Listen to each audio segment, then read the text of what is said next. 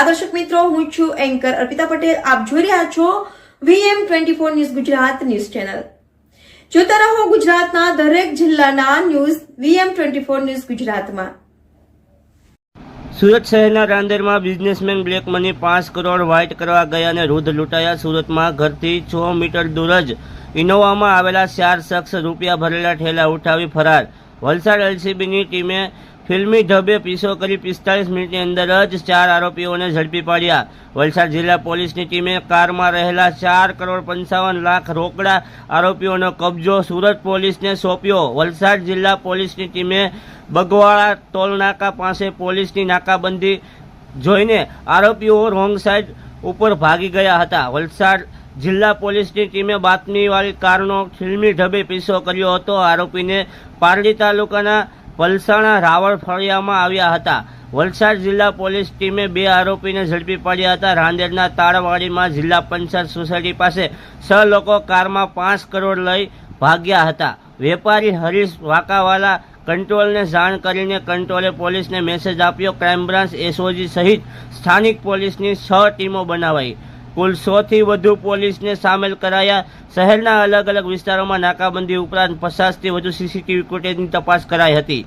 ત્યારબાદ Surat કંટ્રોલે four wheel કારના number સહિત વ્યક્તિઓનું વર્ણન આપી વલસાડ, નવસારી, ભરૂચ અને કરજણ પોલીસને એલર્ટ મેસેજ આપી નાકાબંધી કરાવ્યું હતું. પોલીસને જોઈને 2 આરોપી પૈસાના 8 ઠેલા લઈ ભાગ્યા હતા. બાકીના ઈસમો કાર લઈ ભાગ્યા હતા. કારનો અકસ્માત થતાં 3 ઈસમો ઇજાગ્રસ્ત થયા હતા. તેઓને સારવાર હેઠળ હોસ્પિટલમાં ખસેડવામાં આવ્યા. VM24 Gujarat news Surat.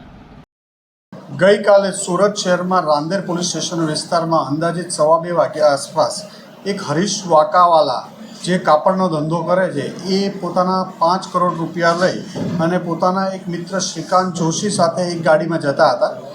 દરમિયાનમાં એ લોકો કેશ લઈ એમને જે આ કેશ આપી RTGS કરાવવાના હશે, જે બાબતે આ પૈસા લઈને જતા હતા અને શ્રીકાંત જોશી સાથે એમને આ બાબતે વાત ચાલતી હતી.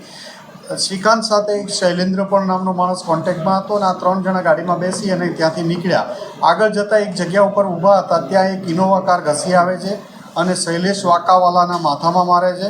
શૈલેન્દ્ર પેલી ગાડીમાં બેસી જાય છે અને શ્રીકાંત જોશીને પણ પેલા લોકો જબરજસ્તી એ ગાડીમાં બેસાડી દે છે અને એમના ગાડીમાં રહેલી 6 અલગ અલગ બેગો, જેમાં 4 બેગમાં 1 કરોડ રૂપિયા અને 2 બેગમાં 50 લાખ, એમ કુલ 5 કરોડ રૂપિયાની ધાડ પાડીને આ લોકો બપોરના 2:30 વાગ્યા આસપાસ રાંદેર વિસ્તારમાંથી ભાગી જાય છે.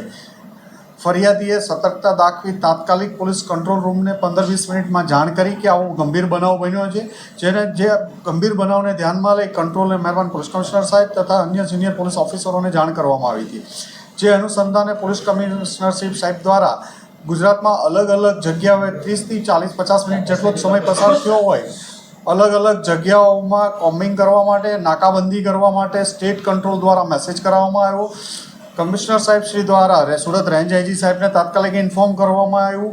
વલસાડ, નવસારી, સુરત ગ્રામ્ય, તાપી, ભરૂચ, વડોદરા ગ્રામ્ય જિલ્લા SP સાહેબો સાથે વાત કરવામાં આવી અને તમામ જિલ્લાઓની પોલીસ ટીમો ફક્ત 40 મિનિટ કે 50 મિનિટમાં રોડ ઉપર આવી નાકાબંધી કરી દીધી હતી. અને crime branch, SOG, PCB, local zone 5 સાહેબનો સ્કોડ, રાંદેર પોલીસ સ્ટેશનનો ડિસ્ટાફ અને અન્ય પોલીસ સ્ટેશનના ડિસ્ટાફો તથા સુરત સિટીની તમામ પોલીસો નાકાબંધી કરી સુરત શહેરમાં પેટ્રોલિંગમાં રહેલા. દરમિયાનમાં આ ગાડી ઉપર જે CCTV માટે પણ એક અલાયદી ટીમ બનાવવાની 30 માણસોની, આ લોકોએ ત્યાંથી જે બનાવવામાં કઈ ગાડી ઇનોવા હતી એનો નંબર પ્રાથમિક માહિતી મેળવવાનો પ્રયત્ન કર્યો. જેમાં એક ગાડી નંબર GJ05CJ0183 નંબરની ગાડીનો નંબર આઈડેન્ટિફાઈ થયો હતો. ગાડી જોવા મળી હતી કે આ ગાડીમાં આ લોકો પૈસા લઈને ભાગ્યા છે. આ ગાડીનું નંબર, વર્ણન ને અંદર બેઠેલા માણસોનું વર્ણન તમામ જિલ્લાઓને જાણ કરવામાં આવી હતી અને જે તપાસ દરમિયાન 2 જ કલાકમાં આ ગાડી વલસાડના જે બગવાડા ટોલ બૂથ છે ત્યાં આગળ આ ગાડીનો નંબર બદલી દેવામાં આવ્યો હતો, પણ અંદર બેઠેલા માણસોનું વર્ણન અને ગાડી MH4 પાસિંગ 04 પાસિંગનું લગાડવામાં આવ્યું હતું. તો જે આધારે એ પોલીસની હાઈવે ઉપર વલસાડ LCBની ટીમને જોઈ અને ભાગવા જતાં એમણે પીછો કર્યો અને પીછો કરીને આગળ જતાં 2 અસમો કયુમ પાશા શેખ જે મુંબઈ ભિવંડીનો રહેવાસી છે અને એની સાથે શૈલેન્દ્રસિંહ જે જોગેશ્વરી મુંબઈનો રહેવાસી છે, શૈલેન્દ્રસિંહ કુંજબિહારી, આ બંનેને પકડી પાડવામાં આવ્યા. એમની પાસેથી અંદાજે 4 કરોડ 54 લાખ જેટલા રૂપિયા મળ્યા છે. ઇનોવા ગાડી મળી આવી છે અને આ આખી એમો જોઈએ તો આમની સાથે 9 માણસોની ટીમ 2 ગાડીમાં આવેલી હતી. એક ગાડીમાં 5 માણસો અને બીજી ગાડીમાં 3 માણસો. અને શૈલેન્દ્ર પહેલેથી આમની પાસે આરટીજીએસના પૈસાના બાને આવેલો હતો અને બીજા માણસોને ટીપ આપી અને ધાડ પાડવાનો આ લોકોએ પ્લાન કરેલો હતો. આ નાકાબંધી દરમિયાન પોલીસની અલગ અલગ ટીમો જોતા બીજી જે ગાડી હોન્ડા અમેઝ હતી એ ભાગવા જતાં એમાંથી 3 ઈસમો ગાડી એક કન્ટેનર સાથે એક્સિડન્ટ થતાં 3 માણસોને હોસ્પિટલાઇઝ કરવામાં આવ્યા હતા, જેમાં 2ને ડિસ્ચાર્જ કરતા એમની પણ ધરપકડ કરવામાં આવી છે. ત્રીજાને સુરત ટ્રાન્સફર કરવામાં આવ્યો છે સિવિલ હોસ્પિટલમાં. દીપક પેની અને રાહુલ ભોઈ આ બેને અટક કરવામાં આવ્યા છે અને એમાં શૈલેષ ગાયકવાડ અને રાહુલ ભોઈ આ બંનેને એરેસ્ટ કરવામાં આવ્યા છે અને એક હોસ્પિટલાઇઝ છે.